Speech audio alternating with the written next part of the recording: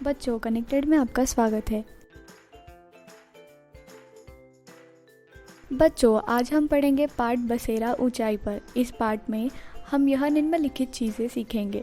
पहला, कहानी एक यात्री की। दूसरा, कैसे की तैयारी।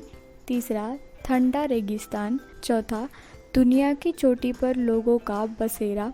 पांचवा, चांगपा। छठवां, श्रीनगर की ओर। सातवां, वापसी का समय। कहानी एक यात्री की।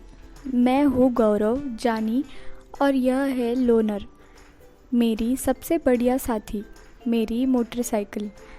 अंग्रेजी में लोनर का अर्थ होता है अकेला रहने वाला। वैसे तो मेरी मोटरसाइकिल अकेली नहीं है, उसके साथ मैं हूँ हरदम। हम दोनों ही मुंबई की भीड़ भाड़, शोरगुल वाली गलियों और ऊंची ऊंची इमारतों से निकलने का मौका ढूंढते रहते थे। हम लोगों को ही अपने सुंदर देश के अलग अलग इलाकों में घूमने का बहुत शौक था। आज मैं तुम्हें एक अद्भुत कहानी के बारे में सुनाता हूँ। हमने दुनिया के सबसे ऊंचे रास्तों पर मोटरसाइकिल यात्रा की थी। कैसे की तैयारी। मेरी यात्रा लगभग 2 महीने की थी कि इतने दिनों के लिए सामान ले जाना था। वह मोटरसाइकिल पर लदकर मैंने बहुत सोच समझकर ज़रूरत का सामान इकट्ठा किया था। रहने के लिए टेंट, बिछाने के लिए प्लास्टिक की शीट और स्लीपिंग बैग, गर्म कपड़े, काफ़ी दिन तक ख़राब न होने वाला खाना, कैमरा, पेट्रोल रखने के लिए डिब्बे इत्यादि भी थे। मैं मुंबई से निकला था। महाराष्ट्र, गुजरात और राजस्थान के छोटे बड़े शहरों से होता हुआ दिल्ली पहुंचा था। मुंबई से दिल्ली तक का 1400 किलोमीटर का रास्ता मैंने 3 दिन में तय किया था। मुझे पूरी उम्मीद थी कि दिल्ली में मुझे कुछ नया देखने को मिलेगा, पर दिल्ली भी मुंबई जैसी ही लगी। इतने सालों में मैं थक चुका था, एक ही तरह के शहर देख देखते। वही एक जैसे घर सीमेंट, ईंट, कांच और स्टील के बने हुए थे। अब आने वाले दिनों के बारे में सोचकर मैं बहुत उत्सुक था। मेरी कल्पना थी कि मुझे देखने को मिलेंगे लकड़ी के घर, ढलवा छत वाले और बर्फ से ढके घर, बिल्कुल वैसे जैसे मैंने किताबों में देखे हैं। दिल्ली में फिर सामान भरवा कर मैं आगे बढ़ा। 2 दिन बाद मनाली पहुंचकर पहाड़ों की ताज़ी हवा के बीच चैन की सांस ली। असली यात्रा तो अब शुरू होनी थी। जम्मू कश्मीर राज्य के कई मुश्किल रास्तों से होते हुए हमें लद्दाख में लेह तक जाना था।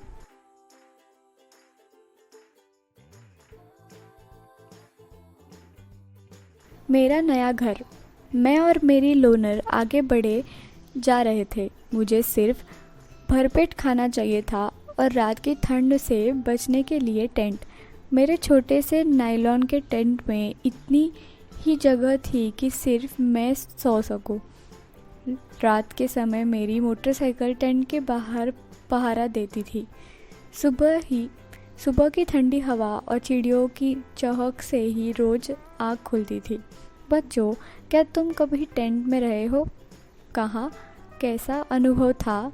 मान लो तुम्हें अकेले पहाड़ पर 2 दिन तक एक टेंट में रहना है और तुम अपने साथ केवल 10 चीज़ें ले जा सकते हो। उन 10 चीज़ों की सूची बनाओ जो तुम ले जाना चाहोगे। तुमने किस किस तरह के घर देखे हैं, उनके बारे में बताओ, चित्र भी बनाओ।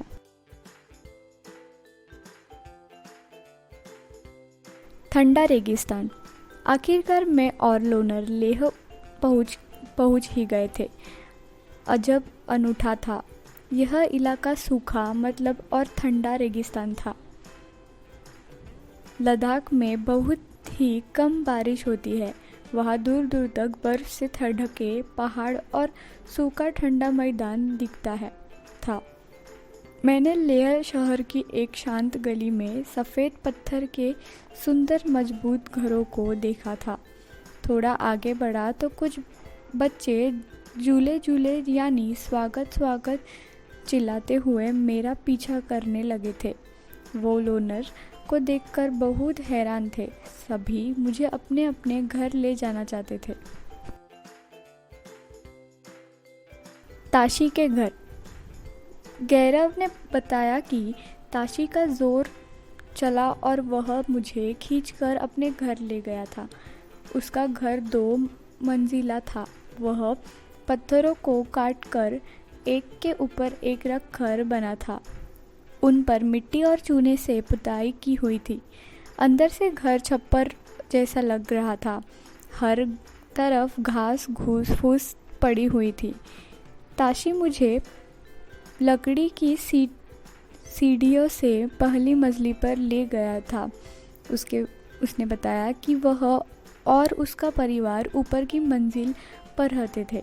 नीचे की मंजिल पर जानवरों के लिए रहने की जगह थी और ज़रूरत का सामान इकट्ठा करके रखते थे। सर्दी के दिनों में अक्सर इनका परिवार भी नीचे की मंजिल पर जानवरों के पास ही रहता था। नीचे की मंजिल में कोई खिड़की भी नहीं थी। छत को मजबूत बनाने के लिए पेड़ों के मोटे तने इस्तेमाल किए हुए थे। फिर ताशी मुझे घर की छत पर ले गया। आसपास का नज़ारा तो देखते ही बनता था। सभी घरों की छतें समतल थी।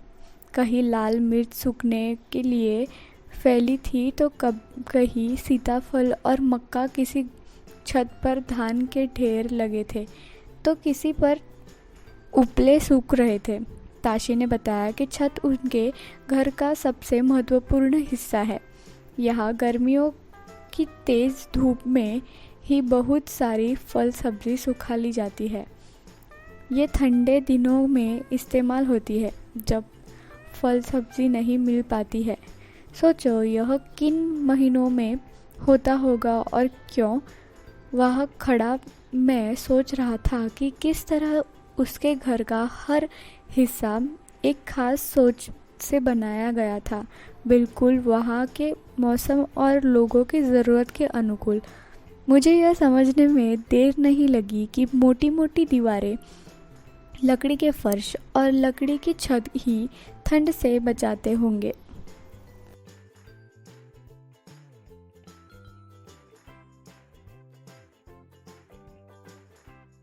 दुनिया की चोटी पर लोगों का बसेरा। अब आगे बढ़ने का समय था।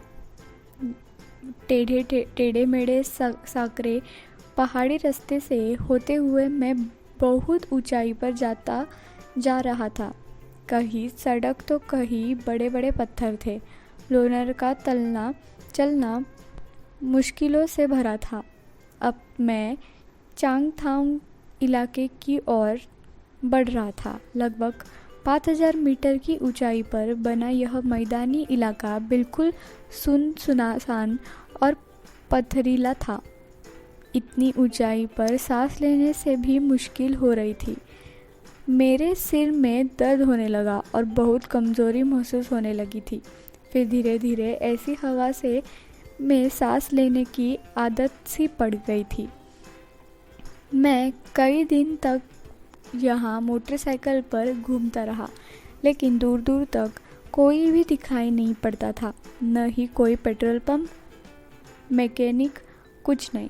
सिर्फ दूर दूर तक फैला नीला आसमान और पहाड़ों के बीच बहुत से तालाब।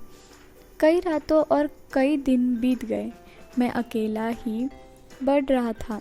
फिर एक दिन अचानक मेरे सामने बड़ा सा हरा मैदान था और उसमें चरती भेड़ बकरियां। थोड़ी ही दूरी पर मुझे कुछ टेंट दिखाई दिए। मैं हैरान था कि इस सुनसान मैदान में इलाके में ये कौन लोग थे और क्या कर रहे थे। बच्चों, क्या आप जानते हैं कि गौरव को इतनी ऊंचाई पर सांस लेने में परेशानी क्यों हो रही थी? क्या आप भी कभी इतनी ऊंचाई पर गए हैं और क्या पहाड़ों पर आपको भी सांस लेने में परेशानी हो रही थी?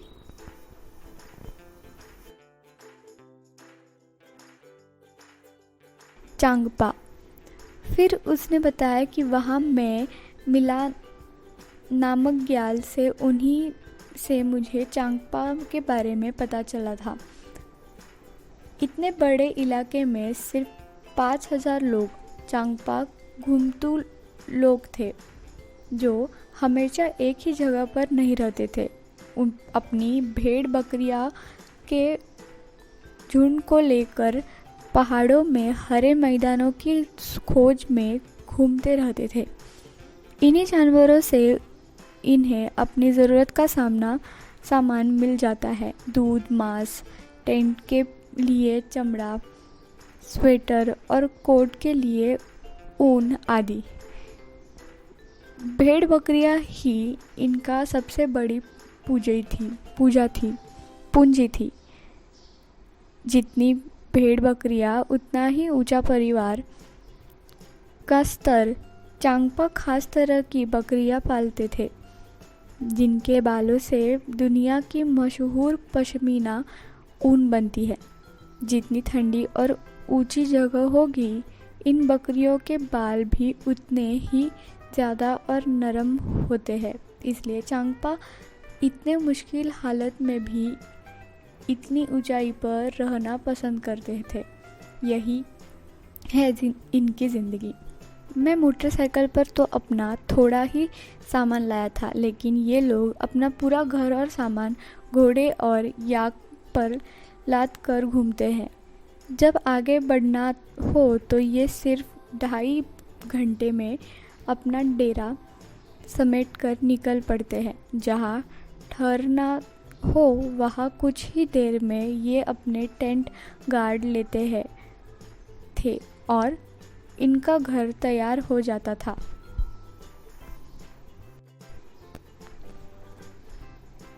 दुनिया में मशहूर पश्मीना। माना जाता है कि एक पश्मीना शॉल में 6 स्वेटरों के बराबर गर्मी होती है। इतनी गर्म पर मोटी बिल्कुल नहीं। यह पश्मीना बनता है पहाड़ी बकरियों की एक खास नस्ल से जो लगभग 5,000 मीटर की ऊंचाई पर रह सकती है। यहाँ सर्दियों में तापमान 0 सेंटीग्रेड से भी बहुत कम -40 डिग्री सेंटीग्रेड तक चला जाता है। इतनी सर्दी से बचने के लिए बकरियों के शरीर पर बहुत ही बारीक और नरम बाल उग आते हैं जो गर्मियों में जड़ जाते हैं। ये बाल बहुत ही पतले होते हैं, इतने पतले कि बकरी के 6 बाल मिलाकर तुम्हारे सिर के एक बाल की मोटाई के बराबर होंगे। इसलिए पश्मीना शालों को मशीनों द्वारा नहीं बुना जा सकता। इतनी बुनाई हाथों से करने के लिए खास बनकर होते हैं। अगर एक बुनकर 250 घंटे बुनाई करे तब जाकर एक साधारण पश्मीना शॉल तैयार होती है। इतनी मेहनत सोचो, अगर डिज़ाइन वाली शॉल बुननी हो तो कितने दिन लगेंगे।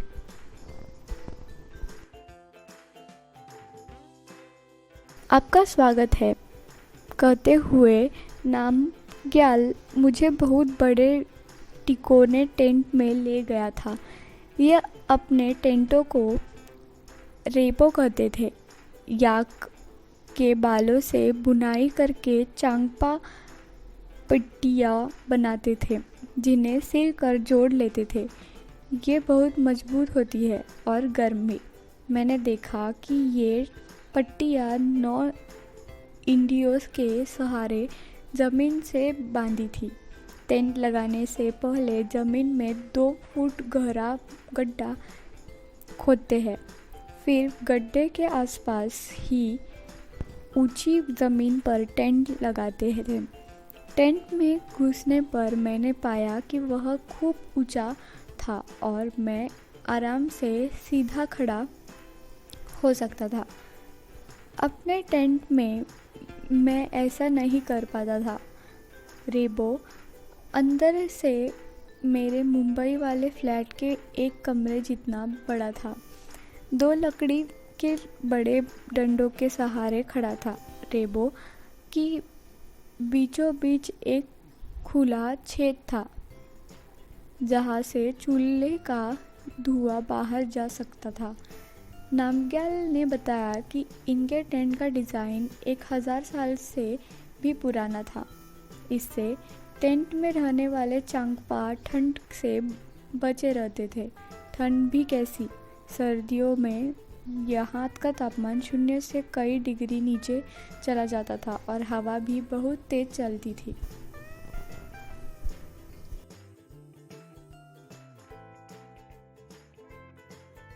रेबो के पास ही भेड़ बकरियों को रखने के लिए जगह बनी थी। इसे चांगपा लेखा कहते हैं। लेखा की दीवारें पत्थरों और चट्टानों को एक दूसरी पर रख कर बनाते थे। हर परिवार अपने जानवरों को झुंड पर पहचान के लिए खास निशान बनाता था। रोज सुबह झुंड को लेखा से बाहर निकालकर गिनकर चराने ले जाते थे और ये काम औरतों और जवान लड़कियों का रोज का काम होता था। बच्चों, चांगपा लोगों की ज़िंदगी पूरी तरह से इन जानवरों से जुड़ी थी। क्या कोई जानवर तुम्हारी ज़िंदगी का हिस्सा है, जैसे तुम्हारा कोई पालतू जानवर या खेती में इस्तेमाल किए गए जानवर आदि? 5 उदाहरण देकर बताइए कि जानवर अपनी ज़िंदगी से कैसे जुड़े हुए हैं। बताइए कि क्या भेड़ बकरियों को अपने बाल की ज़रूरत नहीं होती? ऐसी जगह के नाम बताएं जहां तापमान 0 डिग्री सेल्सियस से भी कम हो जाता है। ऐसी खबरें हमें कब सुनने में आती है?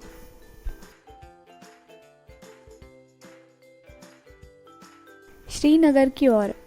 मैंने कुछ दिन इन लोगों के साथ बिताए थे।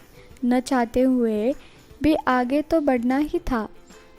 लेह से वापसी की यात्रा मुझे इस अनोखे इलाके से दूर एक दूसरी ही दुनिया में ले जाने वाली थी। लेह से वापस आते समय मैंने श्रीनगर की ओर का रास्ता पकड़ा था। मैं कारगिल से होता हुआ फिर श्रीनगर पहुंचा था। रास्ते में मैंने कई तरह के घर और अद्भुत इमारतें देखी थी। फिर कुछ दिन मैं श्रीनगर में रहा। वहाँ के अलग घरों को देखकर मैं हैरान था। उन घरों ने मेरा दिल ही जीत लिया। कोई पहाड़ पर तो कोई पानी पर। तरह तरह के घरों में लोग रहते थे। उन घरों के मैंने कई फ़ोटो खींचे। ये फ़ोटो तुम भी देखो। अपने सफ़र की शुरुआत पर निकलने से पहले मैंने कभी सोचा भी नहीं था कि एक ही राज्य में मुझे इतनी तरह के घर और लोगों के रहन सहन के तरीके देखने को मिलेंगे। लेह में एक अनुभव था दुनिया की चोटी पर रहने का और श्रीनगर में अनुभव था पानी पर रहने का। इस इलाकों में घर भी ऐसे खास थे जो वहाँ के मौसम के अनुकूल थे।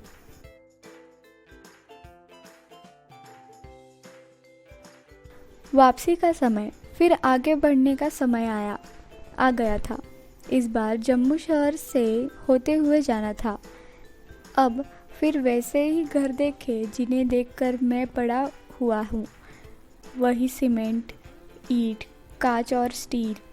इस बारे में कोई दो राय नहीं कि ये मजबूत और टिकाऊ है, पर इनमें उन घरों जैसी खासियत नहीं थी जो मैंने खुशकिस्मती से लेह और श्रीनगर में देखे थे।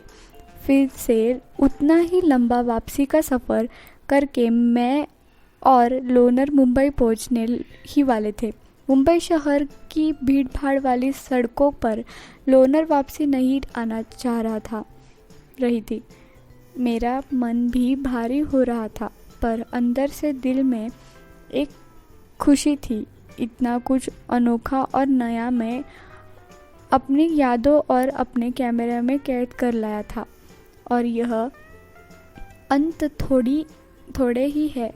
मैं और मेरी मोटरसाइकिल फिर जब इस शहर से ऊब जाएंगे तो निकल पड़ेंगे एक नए सफ़र पर। बच्चों, जम्मू कश्मीर में अलग अलग तरह के घर होते हैं जो कि लोगों की और मौसम के हिसाब से बनाए जाते हैं। ऐसे ही आप कुछ दिए गए चित्र में भी देख सकते हैं। और बच्चों, दिए गए चित्रों में आप श्रीनगर के घरों को भी देख सकते हैं। बच्चों, क्या आपके इलाके में भी अलग अलग प्रकार के घर है? अगर है तो वह किस चीज़ से बने हुए हैं? और क्या आपके घर में कुछ खास बात है, जैसे बड़ा बरामदा या ढलवा छत?